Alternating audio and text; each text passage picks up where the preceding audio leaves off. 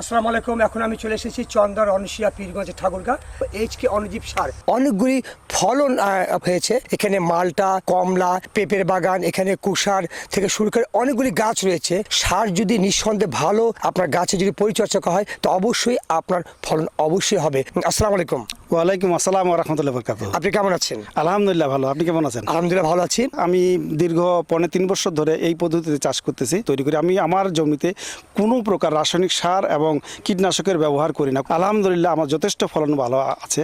আমরা অনুজীব সার তৈরি করি। আমার সারের নাম হলো এইচকে অনুজীব সার। অনুজীব সারের প্রকল্প উদ্বোধন করলো ঠাকুরগাঁ ডিডি স্যার এবং টেকসই কৃষির দিনাজপুর অঞ্চলের পিডি স্যার। অনুজীব সার আমরা যেসব তৈরি করি এগুলি দিয়ে আমরা নিরাপদ ফসল অর্থাৎ রাসায়নিক মুক্ত ফসল উৎপাদন করতে পারি। কীটনাশক মুক্ত ফসল উৎপাদন করা এবং দেশের মানুষকে উদ্বুদ্ধ করা, যেন আমরা এই লক্ষ্য নিয়ে আমি কাজ করতেছি।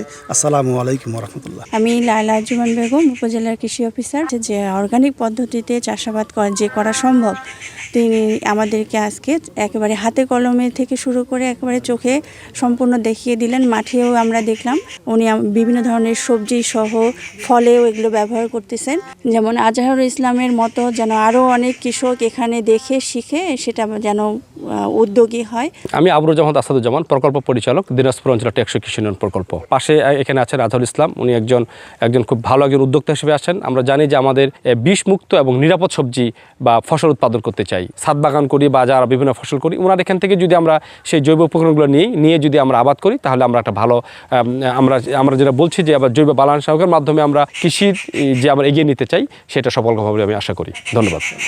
বিশেষ করে বিষমুক্ত সবজি ফল কিভাবে উৎপাদন করা যায় সেটির বিভিন্ন উপকরণ তার মালটা বাগান রয়েছে। ইভেন তিনি ধানের জমিতে এটি প্রয়োগ করছেন। বিশেষ করে এখন কিন্তু ছাদ বাগান করে উঠছে প্রচুর। আমরা আসলে ওনার এই যে বিষমুক্ত যে উপকরণ, এগুলো যদি আসলে ব্যবহার করা যায় তাহলে সেই খামারগুলো কিন্তু আসলে জৈব উপায়ে আমাদের সবজি ফল উৎপাদনের একটি বড় উৎস হতে পারে। মোহাম্মদ সিরাজুল ইসলাম, উপপরিচালক, কৃষি সম্প্রসারণ অধিদপ্তর, ঠাকুরগাঁও। আপনার কাছে জানতে চাচ্ছি এই সার ব্যবহার করে আপনি কতটা উপকার পেয়েছেন?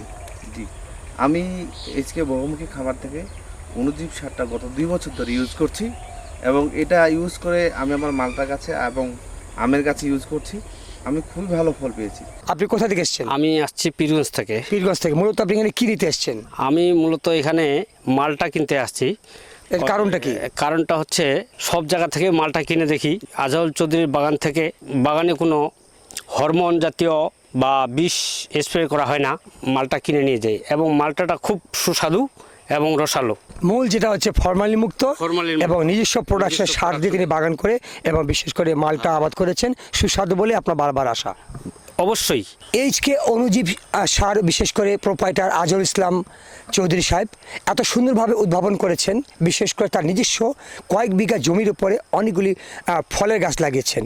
যে সমস্ত ফলগুলি বিশেষ করে মালটা রয়েছে, আম রয়েছে, তারপরে কমলা রয়েছে, পেঁপে রয়েছে, তারপরে বিশেষ করে হলুদের গাছ রয়েছে, বিভিন্ন রকম ফল আমরা ঘুরে ঘুরে দেখেছি। তার নিজস্ব বিশেষ করে দেশি গরু খামার দিয়ে তিনি এই সমস্ত এইচকে অনুজীব সার তিনি উদ্ভাবন করেছেন। এইচকে অনুজীব সার, ঠাকুরগাঁ, পীরগঞ্জ।